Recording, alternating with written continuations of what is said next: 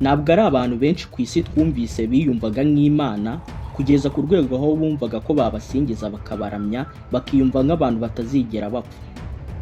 Gusa mu kiganiro cy'uyu munsi tugiye kurebera hamwe umwe mu bami bakomeye bigeze babaho kuri iyi si, umwami wari ufite icyifuzo cyo gufata isi yose atitaye ngaho yafashe azahayobora ute, umwami wamaze ubuzima bwe bwose nta rugamba yari yatsindwamo aribyo byatumaga agira ubwibone bwinshi.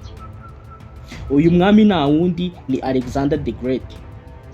Tugiye kureba akantu ku kandi ku nkuru y'uyu mwami, ibigwi bye n'irangira rye tubisobanure mu buryo bwimbitse. Ikaze kuri mwese.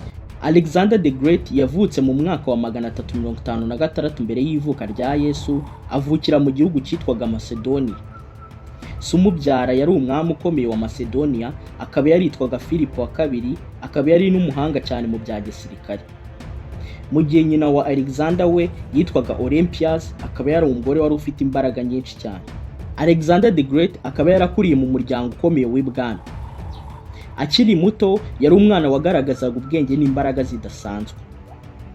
Hari inkuru ya Alexander the Great bakunze kuvuga igaragaza uko yari ameze, aho umunsi umwe se wa Alexander yaguze ifarasi ikomeye cyane ku buryo nta muntu washoboraga kuyitwara. Abasirikare bose baragerageje biranga, ariko Alexander the Great icyo gihe wari ukiri muto yaraje arayitegereza, abona ko iyo farasi itinya igicucucucu cyayo. Nibwo yahise ayihindura mu cyerekezo cy'izuba, maze birangira ayitwaye arayishobora. Se yaratunguwe cyane maze aramubwira ati, mwana wanjye Macedoniya ni no cyane kuri wowe, uzashaka isi iguhagije. Se wa Alexander yashakaga ko umwana we aba umunyabwenge kurusha abandi bose, aribyo byatumye amushakira umwarimu wari ukomeye cyane muri icyo gihe witwaga Aristotle. Uyu Aristotle yatangiye kwigisha Alexander the Great ibijyanye na filozofi, siyanse, politiki, amateka ndetse n'ubugeni. Ariko ikintu cy'ingenzi yamwigishije ni ugutekereza nk'umuyobozi w'isi. Alexander the Great ubwo yari afite imyaka 16 gusa, se yamusigiye kuyobora igihugu igihe we yari yagiye ku rugamba. Icyo gihe hari abaturage bahise bigomeka, gusa Alexander the Great yahise afata ingabo maze bajya kurwanya abo baturage. Mu mwaka wa 336 mbere ya Yesu, se wa Alexander the Great yaje kwicwa, nta gihe kinini gishize maze Alexander the Great ahita aba umwami, yima ingoma ku myaka 20 gusa. Gahunda ye yari afite yari ugufata isi yose. Gusa kugira ngo abigereho yagombaga kubanza gufata bumwe mu bwami bwari bukomeye icyo gihe. Bumwe muri ubwo bwari ubwitwaga Persian Empire. Akaba bwari ubwami bukomeye cyane kurusha ubundi bwose, bukaba bwarategekaga igice kinini cy'isi. Ubu bwami bukaba bwarayoborwaga n'umwami witwaga Darius wa gatatu. Alexander the Great yari afite impamvu eshatu zo kurwanya Persian Empire. Harimo impamvu ya mbere yari ukwihorera kuko Persian yari yarigeze gutera Ubugiriki. Impamvu ya kabiri yari icyubahiro kuko yashakaga gutsinda ubwami bwari bukomeye kurusha ubundi, ndetse n'impamvu ya gatatu yari inzozi ze zo kuba umwami w'isi yose. Ibi nibyo byatumye afata icyemezo akabwira abasirikare be ko bagiye gutera Persian. Mu mwaka wa 334 mbere ya Yesu, Alexander the Great yajyanye ingabo ze agana muri Aziya. Nibwo bambutse inyanja maze bagera ku butaka bwa Persia. Urugamba rwa mbere barwanye barurwaniye ku ruzi rwitwaga Granicus River. Uru rugamba byarangiye barutsinze, gusa abasirikare benshi barapfuye kubera ko ingabo za Persia zari nyinshi cyane. Nyuma yo gutsinda Granicus, Alexander yakomeje gufata imijyi myinshi ya Persia, harimo imijyi yo ku nyanja, ahantu h'ubucuruzi ndetse n'ibigo by'ingabo. Ahagana mu mwaka wa 333 mbere ya Yesu, Alexander the Great yaje guhura n'umwami wa Persia Darius wa kabiri, bahurira ahantu hitwaga Battle of Issus.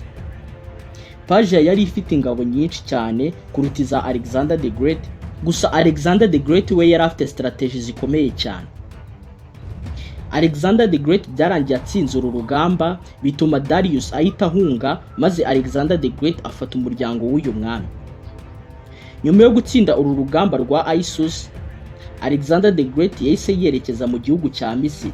Ikintu cyatangaje abantu ni ukuntu abanyamisiri batamurwanyije, ahubwo bamwakiriye nk'umwami ukomeye banatangira kumwita Imana.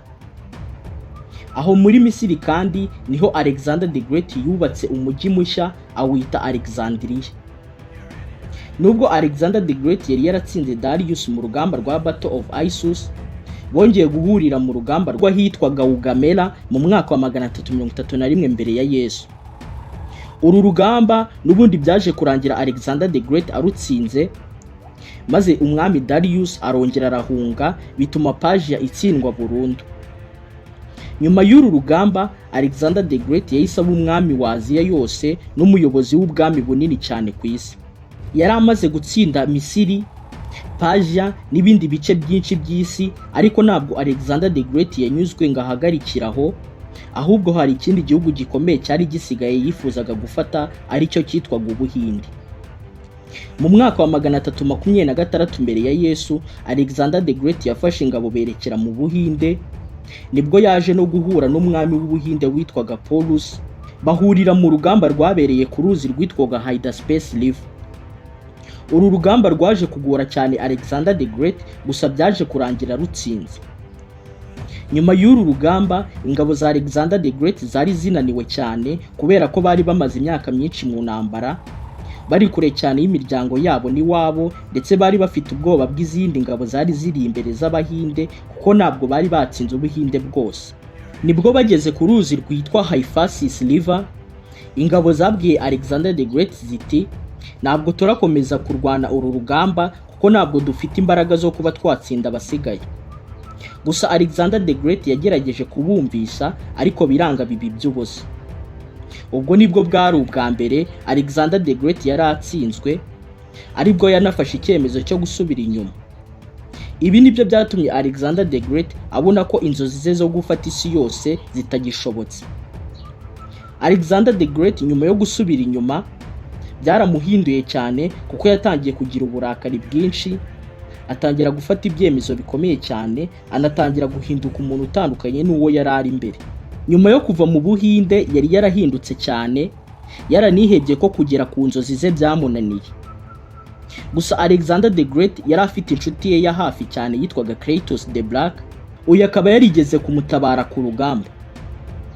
Umunsi umwe ubwo bari mu birori bari kunywa inzoga, nibwo batangiye kujya impaka, maze Kratos atangira kunenga cyane Alexander the Great, amwibutsa ko atari Imana.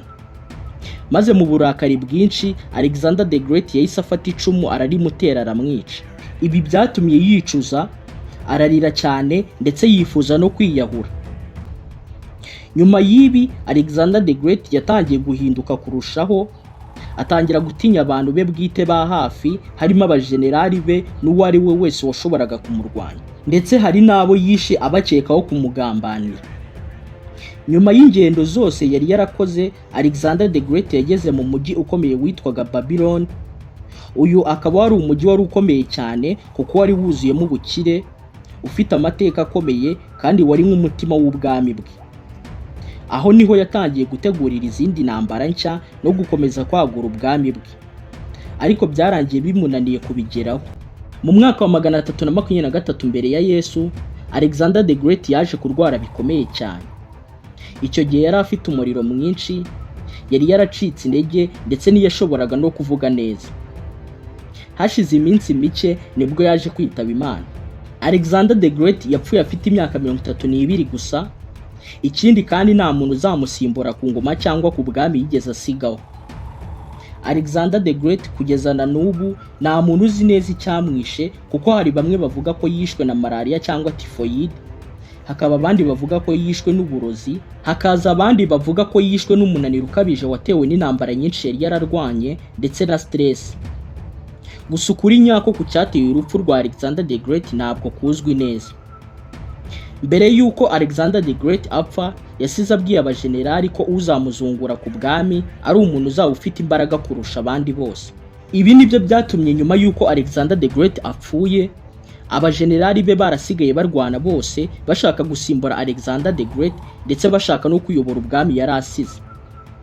Ibi byatumye igihugu cya Macedoniya ndetse n'ubwami bwaramaze imyaka 15 buri mu ntambara zabo bajenerali bashakaga kwigarurira ubwami Alexander the Great yari yarasize.